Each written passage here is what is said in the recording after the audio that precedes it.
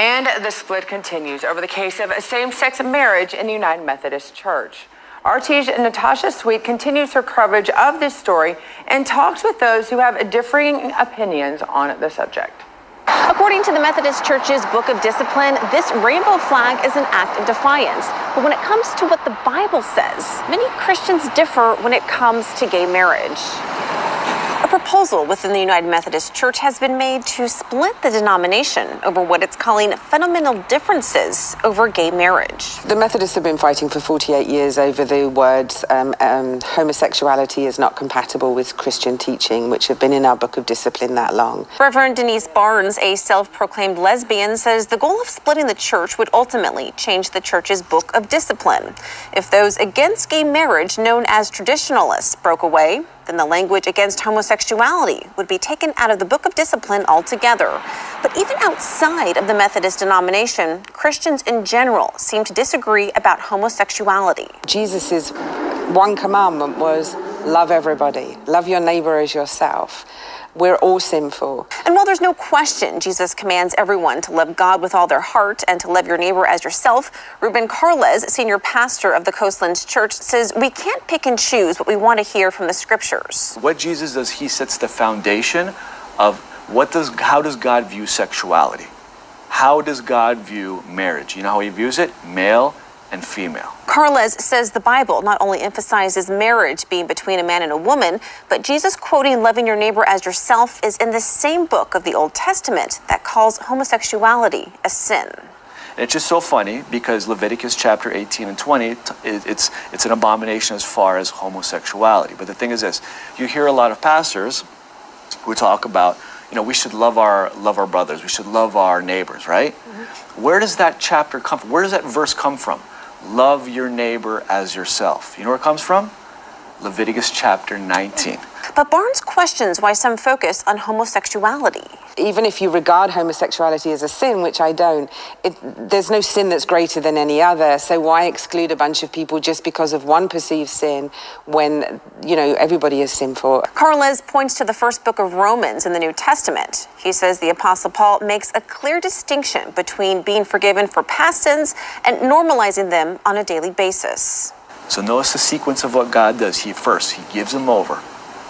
Second, the society or humanity, they normalize the sin, so they're neutralized to it. It's like there's no effect, there's no form of conviction or any of that. And third, there's a debased mindset where now all of a sudden there's no form of rationality. And while Barnes and Carles may differ when it comes to interpreting specifics of the Bible, both agree that Jesus brings salvation. Could someone struggle with the inclinations of homosexual desires, fight it their entire life, believe in Jesus, and be in heaven? Absolutely. The church will be voting this spring to decide whether or not those against homosexuality will be splitting off into their own version of the denomination. Reporting in Los Angeles, Natasha Sweet, RT. All right, Shalom. First and foremost, I want to give all praise, honor, and glory to Yahweh, Bahashem, Yahweh Shai, Bahashem Rakar Kadash. Double honors to the apostles and elders of Great Millstone. Much respect to the brothers laboring in this truth worldwide. And a hearty shalom to you believers out there who's believing on the words of Yahweh Shai in truth and faith. This lesson is going to be entitled The Crumbling Foundation of America, House Divided. All right? Salakia. Anytime you get ready to do a lesson, there's just something going on with your throat. But once again, you see how Esau's kingdom is being divided. Now, as you've seen in the opening clip, this was a lesson regarding, Salakia, not a lesson. That was a video regarding that church, Methodist church, being split up because they want to have gay pastors. And this is what happens when you're in the land of darkness, where light is put for darkness. Matter of fact, let's get that. This is what happens. This is Job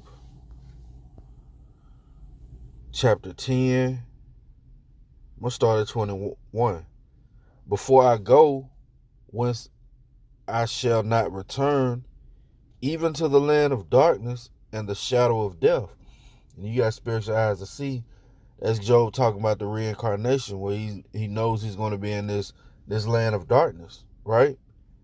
A land of darkness as darkness itself, and of the shadow of death without any order, and where the light is as darkness. You see that? So the light here is as darkness, man. All right? Point blank, period. You got these people who say you could be a homosexual, but Yahweh Shah says no. All right? You got these people saying you could be a transgender, but Yahweh Shah says no. All right? So the foundation of America is crumbling. You know, this place was so-called built off the scriptures, right? But we know that they use the Bible as a guise, you know what I'm saying, to proclaim their so-called righteousness. But they're not righteousness. Scriptures say, let favor be shown. Matter of fact, let's get it. Let favor be shown to the wicked, yet he will not learn righteousness, right? This is Isaiah 26.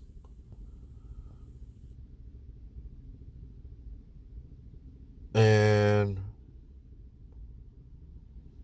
I'm going to start at verse 9.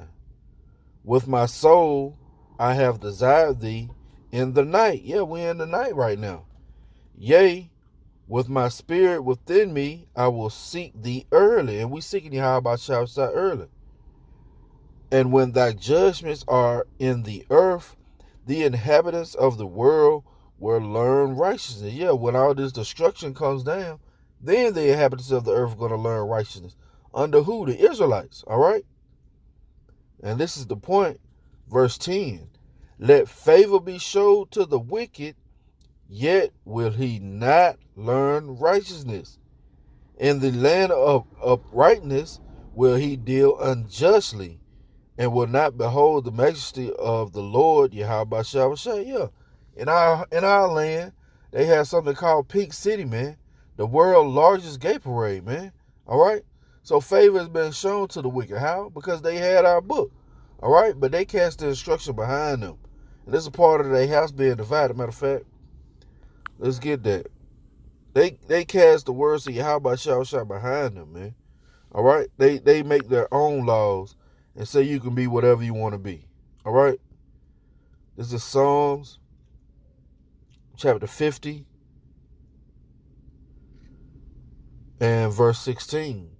But unto the wicked the Most High saith, what hast thou to do to declare my statutes, or that thou shouldest take my covenant in thy mouth? Seeing thou hatest instruction and casteth my words behind thee. Yeah, man. They hate the instruction of Yahweh Shah. They actually cast the words of Yahweh Shah behind them, man. All right? To what? Continue to do wickedness. All right? Let's go to Luke. Because this place is finished, man. The crumbling foundation of America, all right? Which is Babylon the Great, all right? This is your house divided. This is Luke chapter 11 and verse 17. But he knoweth their thoughts, but he knowing their thoughts, said unto them, every kingdom divided against itself is brought to desolation, and a house divided against a house falleth. If Satan also be divided against himself, how shall his kingdom stand?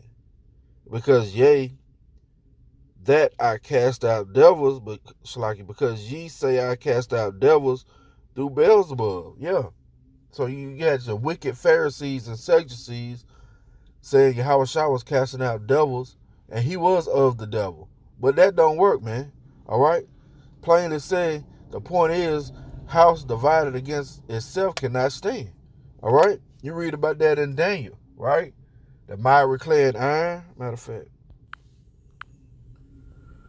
And this is what's happening to this place, man. It's being divided on all levels. And that's a work of who? Yahweh Shah. All right? This is Daniel chapter 2 and